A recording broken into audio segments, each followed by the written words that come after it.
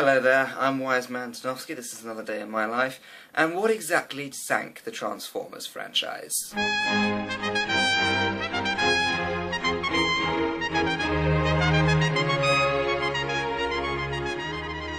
Now, I am not your traditional Transformers fan. I didn't grow up with it, I didn't watch the old cartoons.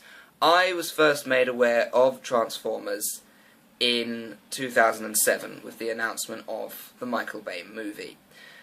I saw the film, I thought it was incredible, it completely blew my mind, and I walked away from that going, best film ever!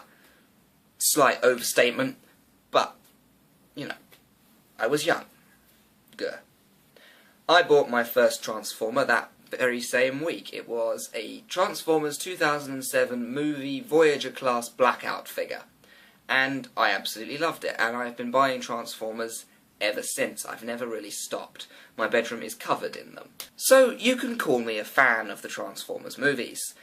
However, that doesn't mean I don't acknowledge their mistakes.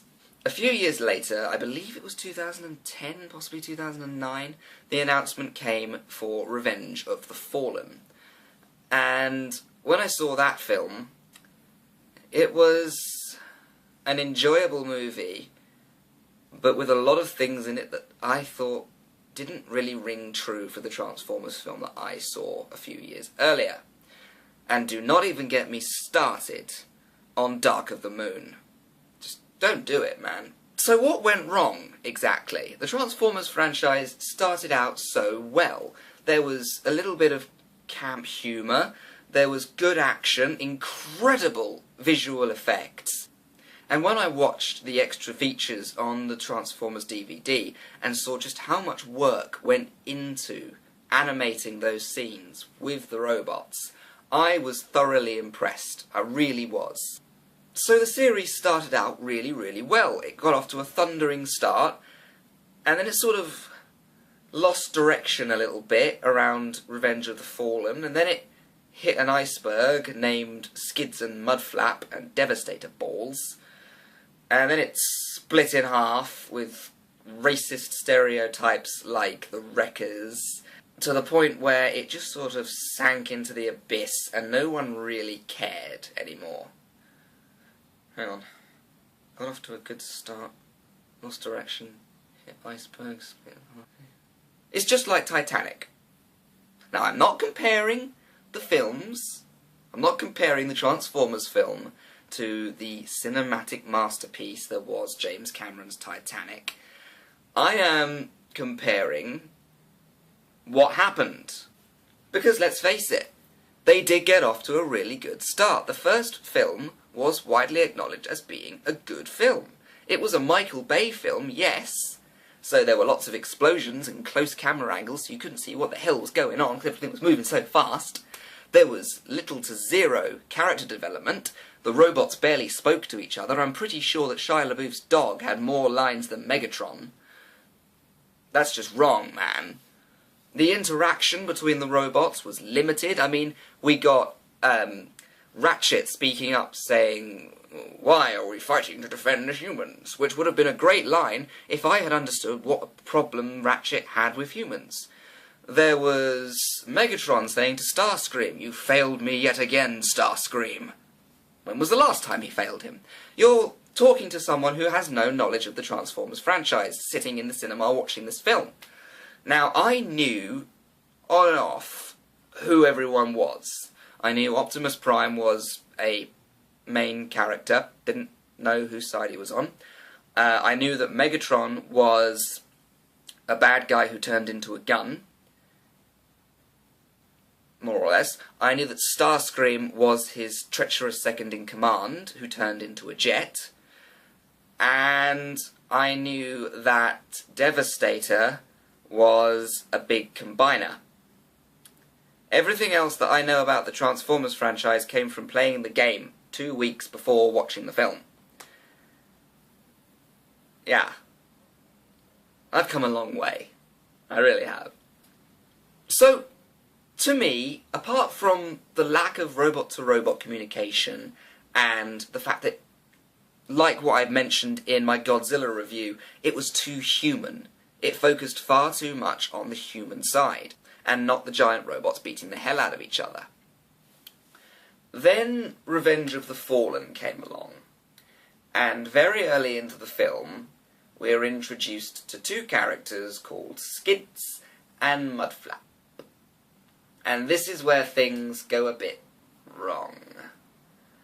These are two very offensive, very insufferable Jar Jar Binks-esque characters, and I don't care for them very much. I mean, it's okay to have comic relief, but Revenge of the Fallen was overflowing with comic relief. You had Shia LaBeouf, who is basically a main character comic relief combo. You had his nerdy friend at university, who just sort of screamed louder and more girly than he did. You had Skids and Mudflap, obviously. There was Wheelie, there was Jetfire. My God, what they did to Jetfire. You poor, poor thing. And let's be honest, the plot was fairly comic reliefy. It wasn't a very serious plot, and this was a full-blown Decepticon invasion of Earth. Now, one thing I will say in Revenge of the Fallen's defense is that the robot-to-robot communication was so much better. Megatron and Starscream had some fantastic scenes where Megatron treated him like he treated him in the cartoons. Having seen the cartoons between 1 and 2, I now know that, and I thoroughly appreciated it, and the voice on Starscream was spot on. And then they went for a really ballsy move and killed off Optimus Prime. Now, as we all know, Optimus Prime was killed off in the original Transformers animated movie in order to create a bunch of new characters that they could sell toys, and I mean to advance the story and show the passing of time. Yeah. Optimus is killed off in Revenge of the Fallen. Megatron through the chest. Deaded. And then they mention the Matrix of Leadership. And obviously me, now being immersed in the Transformers universe, I know what the Matrix of Leadership is. It's the thing that Optimus Prime carries in his chest that contains the knowledge and wisdom of all the leaders before him, signifies his right to lead the Autobots, and it gets passed on to a new owner as each owner dies. Or it's a key to turn on a machine. And looks nothing like the original design. This is where the film starts to lose me. And then we come to the final battle, and I believe it's 13 Decepticons that crash land in the Egyptian desert, and hardly any of them get alternate modes, so they're just protoforms. A lot of them transform into Constructicons, which are also being used to form Devastator. So there are 2 Mixed Masters running around, there's definitely 2 Longhauls running around, and there's definitely 2 Rampages running around. Rampage, of course, being the Predacon that forms Predaking's right arm. No, he's the Bulldozer that forms Devastator's left leg. Predaking, Devastator... They messed up on the names! It started in the first film, calling Brawl Devastator.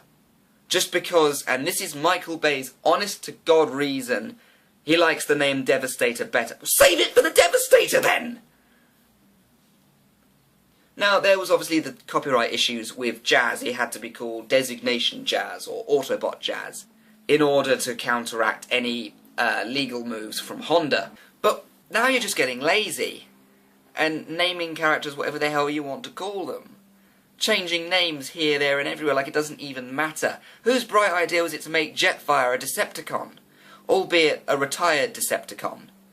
The Seekers. The Seekers are not the oldest of the Transformers, sent out by the Fallen and his other primes to find sons to harvest. The Seekers are Starscream's armada. The 6, 7, 8 odd Decepticons that all transform into similar jets. There's Starscream, Slipstream, Thundercracker, Ramjet, Acid Storm, Skywarp. Those guys, they're the Seekers. Basically, it lost direction there, and the comic relief sort of killed it off. So when it came round to Dark of the Moon, no one really cared. Everyone just expected it to suck. And suck it did. It was an awful film. It really, really was. And that's coming from someone who openly admits to enjoying all three of the Transformers films. I recognise the fact that the third one is awful. The comic relief gets worse. We're just expected to not notice that Megan Fox isn't around anymore. And we've got this awful American woman putting on a British accent that's just insulting. There's even more comic relief in the form of Brains, and Wheelie carries on from the second film. Skids and Mudflap are nowhere to be seen, but they're replaced by the Wreckers.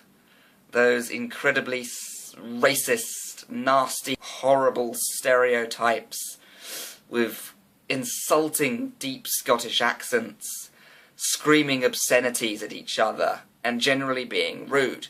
And then there was Shockwave. Now, I was hyped for Shockwave. He's one of my favourite Transformers. And when he stepped out of his great big driller machiner thingamawhatsit and said, "Optimus," I went, that voice is perfect. Little did I know it was his last and only line in the film. Unless you count the Drillerbot is thirsty subtitle error. Yeah. It's a bad film. It just... Transformers franchise, gone. Lost all credibility. No one cared anymore. It's just all gone. Storyline was pants. They killed off fan favourite after fan favourite. Ironhide, deaded. Starscream, deaded. Megatron, deaded. They turned Sentinel Prime into a traitor and then deaded him. All of a sudden, you've got these very action-based films being watered down into silly vessels for lame catchphrases and comic relief rubbish to pander to the younger audiences, because obviously it's the younger audiences that are going to buy the toys. Does that really matter? So, to my original point, what sank the Transformers franchise? If you're asking me for my honest opinion, and you're watching my video, so I have to assume you want my opinion, it's the pandering to the younger audiences that did it. It's looking at the first film being so perfectly military-based. They actually went to military guys and were like, right, how would you respond to this sort of situation? And they told them, and it was put on the big screen. That's the way it worked. I mean, it was so accurate that they couldn't shoot certain scenes from certain angles, otherwise it would give away key military strategy. Now, obviously, there's the racism all the way through it. The first film was pretty subtle in its racism, with just saying, oh, this is way too smart for Iranian scientists. Or Iranian, I don't know. And then the second film came along with Skids and Mudflap hitting on the Hicks. I think that's what they're called, the redneck guys, who are all apparently, according to popular culture, very thick and we don't do much reading. And then the third one came along with the shouting Scottish, oh, you Nazi, naughty word. Are you actually allowed to do that in a kid's film? Because you're pandering to the younger audiences with incredibly adult material. There's all the sexual innuendos with Megan Fox, followed by blonde what's-her-face in the third one, I don't care. It's just... it completely lost direction. It didn't know what it wanted to do. It didn't know if it wanted to be a serious action blockbuster or a light-hearted kids film. And I'm sorry, you can't do both. You just can't do both. There are films out there that pull off a nice balance, like the Iron Man films. And hell, the new generation Marvel films in general. But for the most part, you have to choose either a serious action flick or a light-hearted kids movie. You can't mesh the two. They don't go together. So, there's the news of the fourth film, the Age of Extinction film. And they're bringing in the Dinobots. And it's all very exciting. Of course, they've had to change the name of the Triceratops from Slag to Slug, because apparently slag is only a swear word in this country. I never thought of it being a swear word, and personally I am intelligent enough to know the difference between a low-class slutty woman who sells herself out, just sleeps with whatever, and a pile of molten metal. See? I'm British. I know what slag means. So equally, yeah, I'm offended in the fact that they've changed the title to Slug, even though Slug is a decent Transformer name because it refers to the large sort of bullets that they shoot out of their massive guns. Everyone seems to be quite excited for it, and apparently it's the first part of a new trilogy. But we can't tell whether it's discrediting the first three entirely, because there are references to Chicago, which being the city that was invaded in the third film. So already it feels like it doesn't know what film it wants to be. But I am excited for it, I really can't wait, and I'm having to stay away from Toys R Us at the moment, because I've been informed by my source in there that they have the new Age of Extinction figures, and all of the Dinobots are sat on that shelf just waiting for me. And I'm going to Comic-Con on Saturday, so I really can't afford to spend too much money before I get there, because I'm already in my overdraft. So I'm trying to avoid it. As for the film itself, fingers crossed. I've been Wiseman Tanofsky, this has been another day in my life, and join me next time when I'll be giving you the top 5 things I'm looking forward to most about London MCM Comic Con. See you then.